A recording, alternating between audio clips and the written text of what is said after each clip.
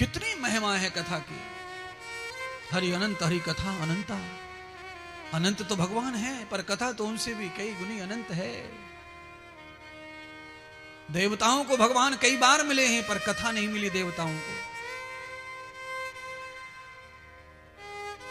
कौन कथा सुनाएगा उसे पिशाच को?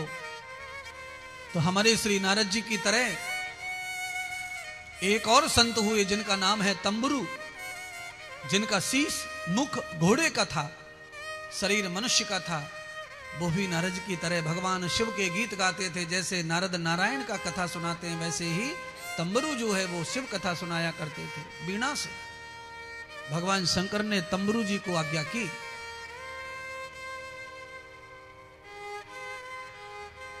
महान संत तंबुरु आए, मदराचल पर्वत पर जाकर के पेड़ के जड़ में बैठ करके भगवान शिव की स्तुति करने लगे। पिशाच जो है कथा सुन नहीं पा रहा था। क्यों? क्योंकि पिशाच के शरीर में इंद्री बीन, इंद्री नहीं थी, कान नहीं था। पिशाच इसलिए पिशाच बना वो, जो न देखे न सुने न खाए न सोए, वो पिशाच हो जाता है मनुष्य शरीर में ही रहकर। जिसे सुनाई नहीं पड़ता, जिसे नींद नहीं, जिसे दिखाई नहीं पड़ता और जो बोल नहीं सकता, वो मानव शरीर में मानव जैसा दिखता तो है, पर वो मानव नहीं है। वो पिशाच योनि का दंड भोग रहा है मानव शरीर में। नींद नहीं आना भी पाप है, दोष है। आंखों से न दिखना भी पाप है, कानों से न सुनना भी पाप है, जीवा से न बोलना भी पाप है। ये सब पाप की गिनती में ही आता है, पाप का ही फल है। इंद्रिय विहीन कर देना, न जाने कौन से कारण से इंद्रिय छिनाई परमात्मा ने, नहीं पता। अंत में भगवान शिव जी ने कहा, जाओ पार्वती तुम जाओ। पार्वती कुछ गणों के साथ में और चंचला को लेकर के मदराचल पर्वत पर गए और जाकर के रस्सियों से बांध दिया पिशाच को।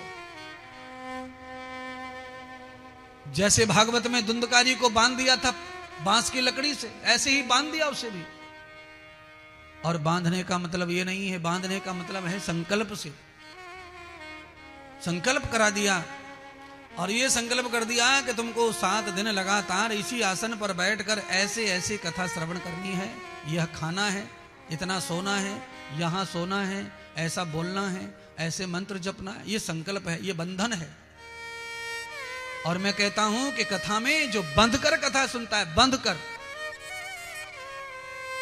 उसकी कथा का फल कैसा हो सकता है? कैसा हो सकता है जिसकी लिमिट नहीं, अनलिमिटेड फल है। और कथा में बरकरार जिसमें चंचलता बनी रहती है। 5 मिनट कथा सुनी फिर गए, फिर 2 मिनट आए, फिर सुनी फिर गए, फिर आए फिर गए, फिर सुने। ये चंचल मन कभी कभी कार्यकर्ताओं में ये परिस्थिति बस भी हो जाता है, मजबूरी में जाना पड़ता है, आना पड़ता है। पर ये भी दोषी माना है, ये भी दोष है। बंधन तोड़कर कथा श्रवण करने से, स्वतंत्र होकर कथा सुनने से बहुत अधिक फल नहीं मिलता। इसीलिए कथा का फल तभी मिलता है कैलाश में गण बनने का अवसर, पाप मुक्त होकर। बंधुओं, शिव कथा चलती रही और बंद करके बिंदु ब्राह्मण जो था चंचुला का पति, वो कथा सुनता रहा। कथा सुनने से क्या हुआ? उसके शरीर में मांस, मज्जा, हड्डी, चमड़ सब पैदा हो गया।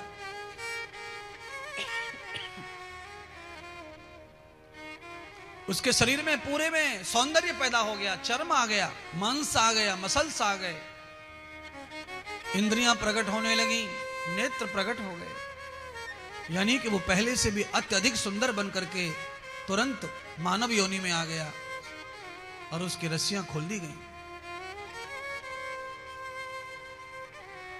दौड़कर भगवान शिवजी माता पार्वती के चरणों में गिर पड़ा। चंचला को देखा, माता पार्वती ने कहा, अरे बिंदुक, तेरी पाप योनि के कारण, पिशाच में जाने के कारण, तेरे कानों में शिव कथा श्रवण करने से तेरा रोग, तेरे पाप, तेरी योनि सब समाप्त हो गई। अब तू भगवान शंकर का गण बनकर कैलाश वास करेगा। बिंदुक ब्राह्मण ने जब यह सुना कि भगवान की कथा से मेरी पत्नी ने मेरा उद्धार करवा दिया, और मुझे भी शिव गण बनाकर शिव जी की सेवा में लगा दिया। तो यस्य धर्मम प्रतित्पयाम स्त्रीणाम पतितो भव, अर्थात अपने पति के उद्धार के लिए जो स्त्री माता पार्वती का व्रत और पार्वती की सेवा करती है, वो अपने बीमार पति को भी स्वस्थ कर सकती है। पार्वती माता के व्रत और संग के कारण